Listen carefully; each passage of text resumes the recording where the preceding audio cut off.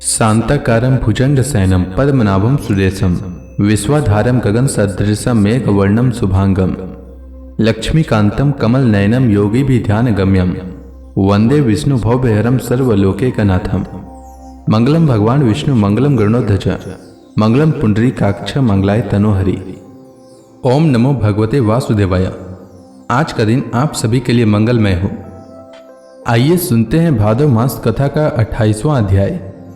राजा निमि ने पूछा, महर्षियों, आप लोग परमात्मा का वास्तविक स्वरूप जानने वालों में सर्वश्रेष्ठ हैं, इसलिए मुझे यह बतलाइए कि जिस परब्रह्म परमात्मा का नारायण नाम से वर्णन किया जाता है उनका स्वरूप क्या है।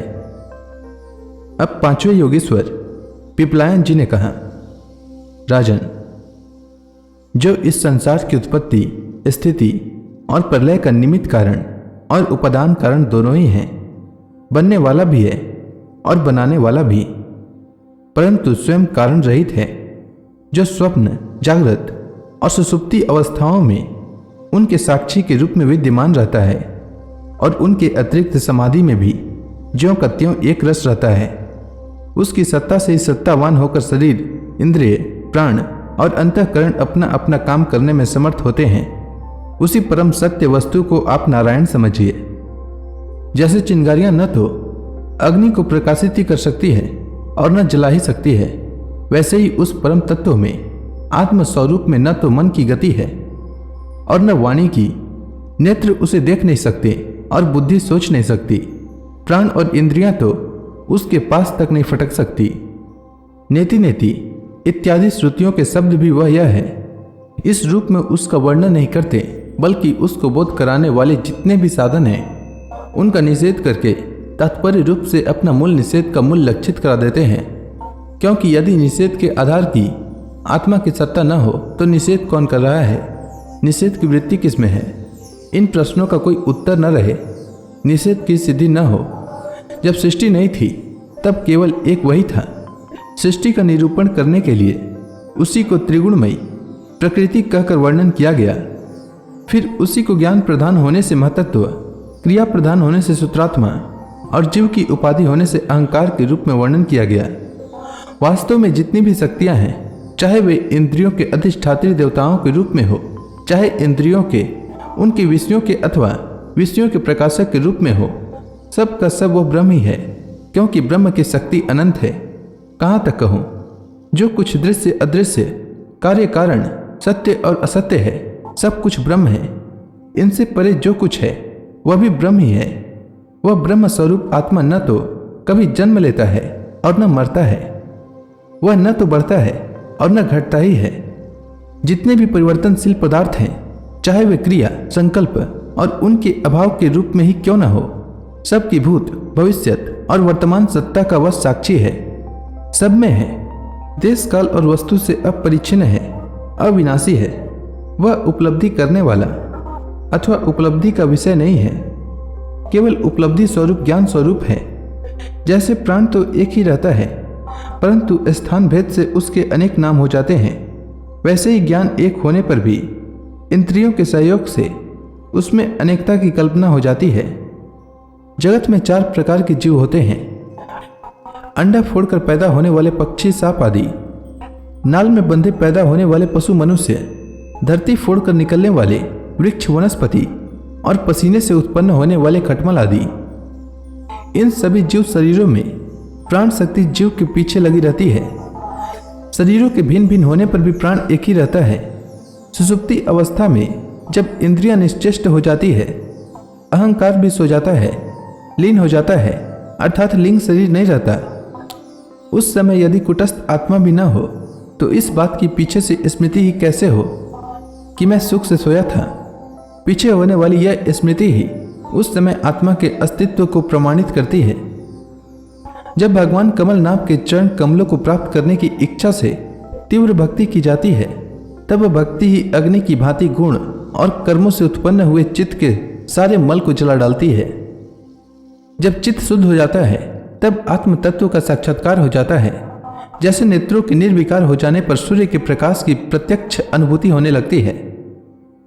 राजा निमि ने पूछा, योगीश्वरों, अब आप लोग हमें कर्म योग का उपदेश कीजिए, जिसके द्वारा शुद्ध होकर मनुष्य शीघ्रातिशीघ्र परम नैष्कर्म्य अर्थात कर्तृत्व कर्म और कर्म फल की निवृत्ति करने वाला ज्ञान प्राप्त करता है। एक बार यही प्रश्न मैंने अपने पिता महाराज इक्ष्वाकु के सामने ब्रह्मा जी के मानस पुत्र सनकादि ऋषियों से पूछा था, परंतु उन्होंने सर्वज्ञ होने पर भी मेरे प्रश्न का उत्तर न दिया। इसका क्या कारण था? कृपा करके मुझे बतलाइए। अब छठे योगेश्वर अविर्होत्र जी ने कहा, राजन, कर्म, अकर्म और विकर्म ये तीनों एकमात्र वेद के द्वारा जाने जाते हैं। इनकी व्यवस्था लौकिक रीति से नहीं होती। वेद ईश्वर रूप है, इसलिए उनके तात्पर्य का निश्चय करना बहुत कठिन है। इसी से बड़े बड़े विद्वान भी उनके अभिप्राय का निर्णय करने में भूल कर बैठते हैं। इसी से तुम्हारे बचपन की ओर देखकर तुम्हें अनधिकार समझकर सनकादि ऋषियों ने तुम्हारे प्रश्न का उत्तर नहीं दिया। यह वेद परोक्षवादात्मक है। यह कर्मों की निवृत्ति के लिए कर्म का विधान करता है। जैसे बालक को मिठाई आदि का लालच देकर औषध खिलाते हैं, वैसे ही यह अनभिज्ञों को स्वर्ग आदि का प्रलोभन देकर श्रेष्ठ कर्म में प्रवृत्त करता है। जिसका अज्ञान निवृत्त नहीं हुआ है, जिसकी इंद्रियां वश में नहीं है, वह यदि मनमाने ढंग से वेदोक्त कर्मों का परित्याग कर देता है तो वह विहित कर्मों का आचरण न करने के कारण विकर्म रूप अधर्म ही करता है। इसलिए वह मृत्यु के बाद फिर मृत्यु को प्राप्त होता है। इसलिए फल की अभिलाषा छोड़कर और विश्वात्मा भगवान को समर्पित कर जो वेदोक्त कर्म का ही अनुष्ठान करता है, उसे कर्मों की निवृत्ति से प्राप्त होने वाली ज्ञान रूप सिद्धि मिल जाती है। जो वेदों में स्वर्गादि रूप फल का वर्णन है, उसका तात्पर्य फल की सत्यता में नहीं है, वह तो कर्मों में रुचि उत्पन्न कराने के लिए है। राजन, जो पुरुष चाहता है कि शीघ्र से शीघ्र मेरे ब्रह्म स्वरूप आत्मा की हृदय ग्रंथि मैं और मेरे पन की कल्पित गांठ खुल जाए, उसे चाहिए कि वह वैदिक और तांत्रिक दोनों ही पद्धतियों से भगवान की आराधना करे। पहले सेवा आदि के द्वारा गुरुदेव की दीक्षा प्राप्त करे, फिर उनके द्वारा अनुष्ठान की विधि सीखे। अपने को भगवान की जो मूर्ति प्रिय लगे, अभिष्ट जान पड़े, उसके द्वारा पुरुषोत्तम भगवान की पूजा करे। पहले स्नान आदि से शरीर और संतोष आदि से अंतःकरण को शुद्ध करे। इसके बाद भगवान की मूर्ति के सामने बैठकर प्राणायाम आदि के द्वारा बुद्ध शुद्धि, नाड़ी शोधन करे। तत्पश्चात विधि पूर्वक मंत्र, देवता आदि के न्यास से अंग रक्षा करके भगवान की पूजा करे। पहले पुष्प आदि पदार्थों का जंतु आदि निकालकर पृथ्वी को सम्मार्जन आदि से अपने को अव्यग्र होकर और भगवान की मूर्ति को पहले ही की पूजा के लगे हुए पदार्थों के क्षालन आदि से पूजा के योग्य बनाकर फिर आसन पर मंत्रोच्चारण पूर्वक जल छिड़क कर पाद्य, अर्घ्य आदि पात्रों को स्थापित करे। तदंतर एकाग्र चित्त होकर हृदय में भगवान का ध्यान करके फिर उसे सामने की श्री मूर्ति में चिंतन करे।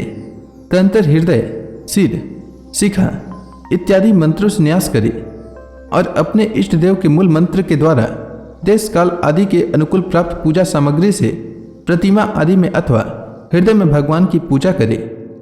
अपने अपने उपास्य देव के विग्रह की हृदयादि अंग, आयुधादि उपांग और पार्षदों सहित उसके मूल मंत्र द्वारा पाद्य, अर्घ्य, आचमन, मधुपर्क, स्नान, वस्त्र, आभूषण, गंध, पुष्प, दधि, अक्षत के तिलक, माला, धूप, दीप और नैवेद्य आदि से विधिवत पूजा करे तथा फिर स्तोत्रों द्वारा स्तुति करके सब परिवार भगवान श्रीहरि को नमस्कार करे।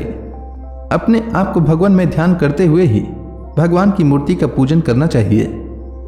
निर्माल्य को अपने सिर पर रखें और आदर के साथ भगवत विग्रह को यथा स्थान स्थापित कर पूजा समाप्त करनी चाहिए। इस प्रकार जो पुरुष अग्नि, सूर्य, जल, अतिथि और अपने हृदय में आत्मरूप श्रीहरि की पूजा करता है, वह शीघ्र ही मुक्त हो जाता है। तो इसी के साथ आज का यह अध्याय समाप्त हुआ। इसके आगे राजा निमि ने क्या पूछा यह मैं कल के अध्याय में सुनाऊंगा। तब तक के लिए भगवान हरि का नाम लेते रहें। तो प्रेम से बोलिए भगवान विष्णु की जय, श्री कृष्ण भगवान की जय, समस्त देवी देवताओं की जय।